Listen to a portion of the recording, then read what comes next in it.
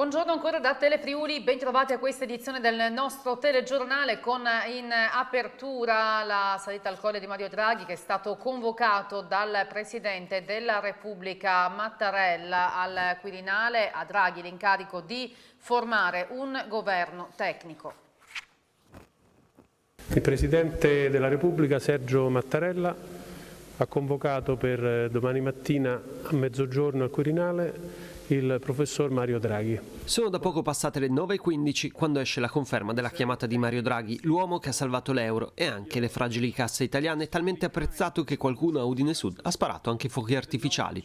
Il mandato esplorativo al Presidente della Camera Roberto Fico era finito nel pomeriggio di ieri, a sorpresa verrebbe da dire con acida ironia, quando Matteo Renzi ha bocciato i nomi dei pentastellati Bonafede e Azzolina. Fico è salito da Mattarella e ha spiegato che non c'erano margini.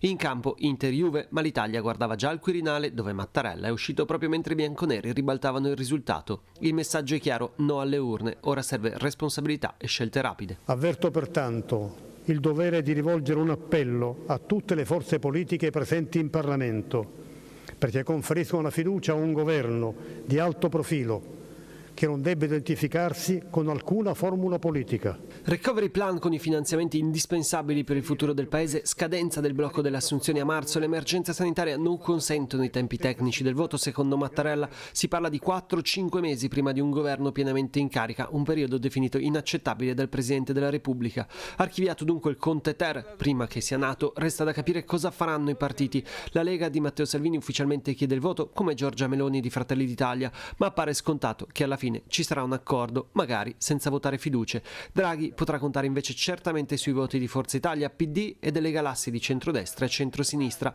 Il Movimento 5 Stelle si avvia invece verso una scissione con Alessandro Di Battista e i Contrars da un lato e dall'altro chissà che Draghi è l'unica possibilità per il Paese in questo momento. L'incontro tra il capo dello Stato e il neoincaricato Draghi è in corso proprio in questi istanti e non appena Draghi uscirà dal colloquio ci collegheremo con il Quirinale per sentire appunto le sue prime parole da Roma. Intanto le parole relativamente alla decisione di Mattarella di convocare Draghi della Presidente di Confindustria Udine Anna Mareschi Danieli sono molto chiare di apprezzamento. Il vento è finalmente cambiato. Presidente Mareschi Danieli, cominciamo dando uno sguardo a quello che sta succedendo a Roma. Oggi Mario Draghi sale al Colle, molto probabilmente accetterà l'incarico di guidare il nostro Paese. Cosa ne pensa innanzitutto? Beh, posso dire che oggi è un giorno felice, oggi è un giorno che ci vede particolarmente entusiasti. Noi ad aprile avevamo sollevato la necessità di esperienza e competenza al governo, nelle istituzioni. Oggi siamo arrivati tramite un terremoto istituzionale incredibile e tramite anche un gran coraggio di qualcuno, siamo arrivati alla situazione che speravamo. Forse ci abbiamo messo un po' troppo, ma il vento stava cambiando, ce lo ha dimostrato l'Europa con la Brexit, ce lo ha dimostrato la popolazione americana con il voto a Biden e adesso l'Italia ha la possibilità di dimostrare di essere sulla stessa lunghezza d'onda. Noi ci aspettiamo un governo europeista, antipopulista, ci aspettiamo competenza ed esperienza e ci aspettiamo anche che questo nuovo governo tecnico, definiamolo, venga messo nelle condizioni di poter operare nel più breve tempo possibile nell'interesse del Paese. Quindi quanto potrà durare? Speriamo tanto, sicuramente un anno mi verrebbe da dire, almeno. Un anno non è una tempistica sufficiente per ricostruire il nostro Paese, però è una tempistica, ritengo, più che adeguata per dimostrare all'Italia e agli italiani cosa significa qualità della classe dirigente.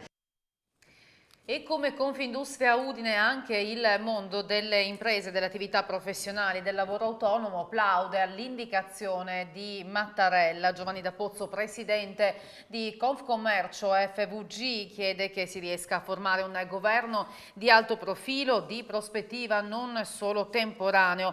La possibile entrata in scena di Draghi è una buona notizia per le imprese messe all'angolo dalla crisi. Commenta D'Apozzo, un periodo di così grande difficoltà richiede vede persone straordinarie di capacità provate, con un grande senso dello Stato. Per Dapozzo Mattarella ha dimostrato grande saggezza e ha saputo reggere al ruolo di guida e farlo in questo delicatissimo passaggio.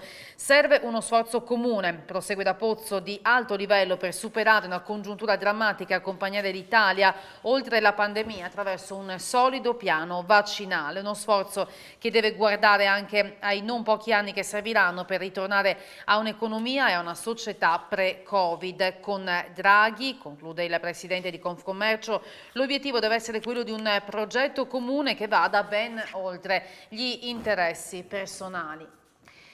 E sempre in attesa di sentire quali saranno le parole di Mario Draghi, anche nel prossimo appuntamento con A Voi la Linea, sarà un tema che approfondiremo. Andiamo alla cronaca perché c'è stata una tragedia della strada ieri sera a Cividale sul Ponte Nuovo, dove un uomo di 44 anni del posto, Roland Defenu, è morto per le gravissime lesioni riportate a seguito di un incidente che è accaduto poco dopo le 21. Per cause in corso di accertamento da parte dei carabinieri è andato a schiantarsi prima contro il cordolo di cemento di un marciapiede, poi si è ribaltato ed è stato sbalzato fuori dall'auto che poi lo ha schiacciato. I vigili del fuoco di Cividale hanno lavorato a lungo per liberarlo e quindi lo hanno affidato alle cure dei sanitari che lo hanno portato d'urgenza in ospedale, dove è morto dopo poco. Nessun altro mezzo è rimasto coinvolto. Nuovo lutto per la chiesa udinese che piange la scomparsa di Don Antonio Castagnevitz. Il parroco, classe 33, era originario di Premariaco e fu ordinato sacerdote 62 anni fa, è nominato vicario parrocchiale a Sedilis, dove rimase fino al 61, anno in cui l'allora arcivescovo Monsignor Zaffonato lo nominò parroco di Monte Aperta. Nel 1970 fu poi nominato parroco a Rive d'Arcano, dove rimase per 39 anni e dall'82 assunse anche la guida della vicina parrocchia di Rodeano Basso, che resse contemporaneamente alla comunità di Rive fino al 2009.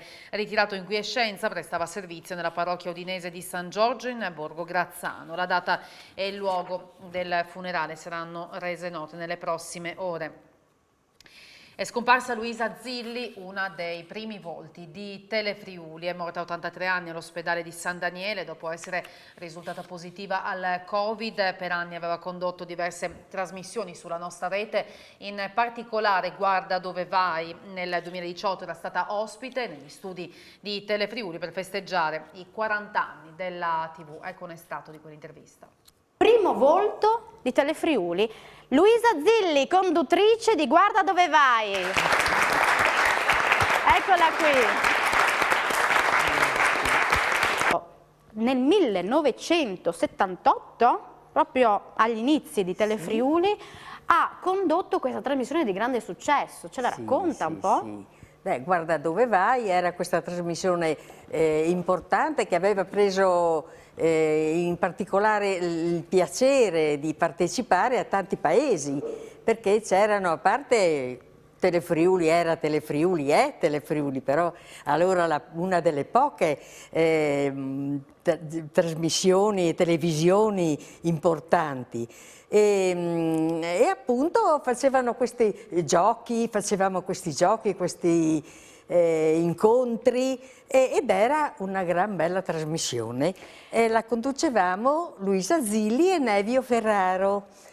E quindi per noi è stato bellissimo. Eccoli qua, eccola, questa è una foto che vi vede appunto a condurre questa trasmissione. No, sono passati tanti anni. Guarda dove vai, era un motivetto che era entrato un po' in testa a tanti se lo canticchiavano. Ma ancora, io l'altro giorno sono andata con degli amici in un ristorante, sono entrata che, cosa vuoi, ormai sì, io anche sono un po' schiva, e mi ha detto, è arrivata, Guarda dove vai, e ho detto, ma ve lo ricordate? Certo, la musichetta è come?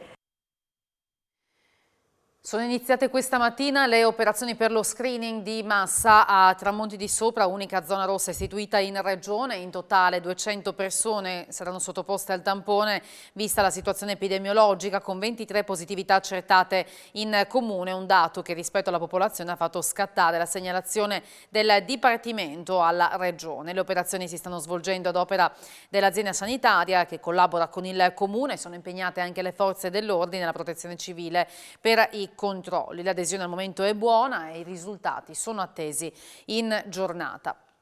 Versa in gravi condizioni un uomo di Bertiolo di 78 anni che ieri sera è stato colto da un malore improvviso mentre stava sistemando un muretto e il cancello esterno che delimita una proprietà utilizzando un trapano elettrico. Ha perso i sensi e si è accasciato a terra.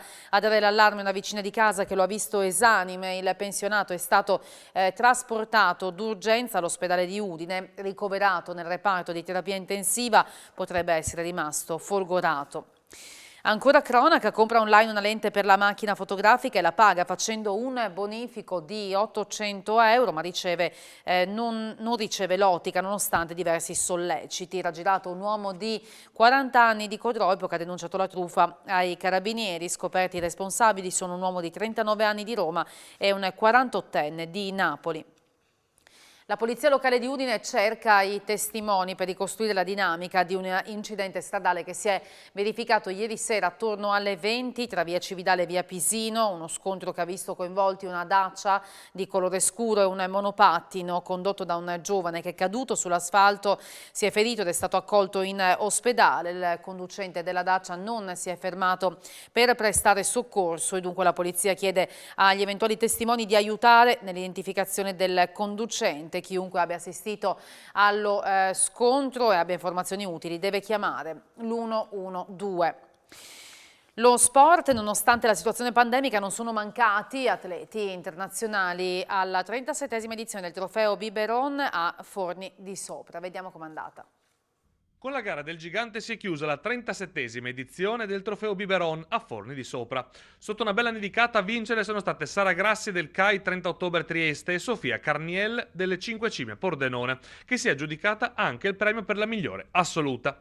Migliori le condizioni meteo per la gara maschile sull'intero tracciato della Cima Cuta. Sul gradino più alto del podio sono saliti Tommaso Zanardi e il bosniaco Anur Mehic, risultando anche il migliore assoluto. Tra le società trionfa il Montelussari, precedendo l'SC 18 e il 5 Cime.